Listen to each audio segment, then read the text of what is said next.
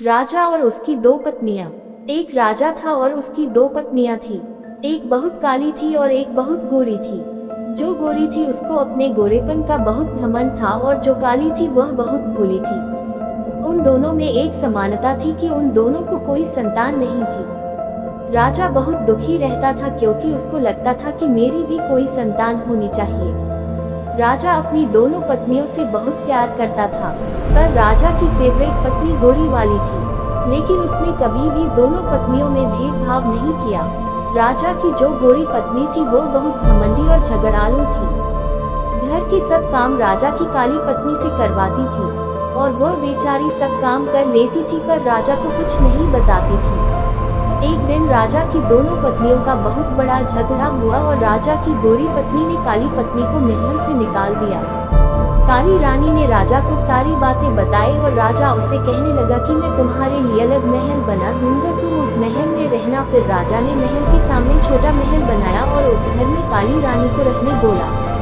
एक दिन राजा दूसरे राज्य में घूमने के लिए जा रहा था तो उसने अपनी दोनों पत्नियों से कहा कि तुम दोनों को क्या क्या सामान चाहिए, मुझे बता दो, मैं तुम दोनों के लिए लेकर आऊंगा। तब राजा गोरी पत्नी के पास गया और उसे कहने लगा कि तुम्हें बाजार से क्या चाहिए। तो वह बोली, मुझे मेकअप का सारा सामान चाहिए। फिर वह काली पत्नी के पास गया और उसे कहने लगा कि तुम्हें बाजार से क्या चाहिए। वो राजा से बोली कि मुझे एक छोटा बंदर चाहिए। वो बोला कि ठीक है, मैं लेकर आऊंगा। कहकर राजा वहाँ से चला गया। अगले दिन राजा दूसरे राज्य गया और उसने वहाँ से सारा सामान ले लिया और अपनी दोनों पत्नियों को उनका सामान दे दिया।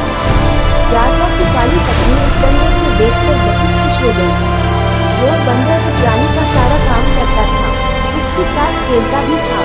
वो काली रानी उस बंदर को अपने बच्चे जैसा प्यार करती थी। एक दिन अचानक काली रानी बहुत बीमार हुई, पर उसे देखने राजा नहीं आया। बंदर को बहुत गुस्सा आया और वह राजा के महल चला गया। राजा से कहने लगा कि मेरी माँ जैसी रानी को देखने आप क्यों नहीं आए। बंदर के डांटने के बाद अगले दिन राजा रानी को देखने के लिए घर आता है। दवाएं और खाने पीने की चीजें देकर चला जाता है। वह रानी उस बंदर को बताती है कि मुझे संतान होनी चाहिए थी।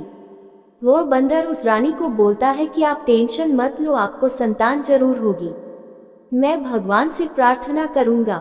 अगले दिन वह बंदर घर से गेहूं का आटा लेकर मंदिर जाता है और गेहूं के आटे को गूंदता है और उसमें 2 आंखें, 1 नाक, 2 हाथ, 2 पैर ऐसे बनाता है और भगवान से प्रार्थना करता है। भगवान उस बंदर की प्रार्थना सुनकर उस आटे के गोले को एक छोटा बच्चा बना देते हैं और वह बंदर उस बच्चे को देखकर बहुत खुश हो जाता है। बच्चे लेकर काली रानी के गोद में दे देता है। काली रानी उस बच्चे को देखकर बहुत खुश हो जाती है, बंदर का शुक्रिया करती है। राजा को खबर मिलती है कि काली रानी को बच्चा हो गया। राजा बहुत खुश हो जाता है, उसकी खुशी का कोई ठिकाना नहीं रहता। ढोल नगाड़े लेकर रानी के घर जाता है, उसे महल आने के लिए कहता है। काली रानी खुशी से अपने बच्चे को लेकर महल जाती है और राजा उस गोरी रानी को घर से निकाल देता है और काली रानी को अपने पास रख लेता है। इस कहानी से हमें यही सीख मिलती है कि कभी भी किसी बात का घमंड नहीं करना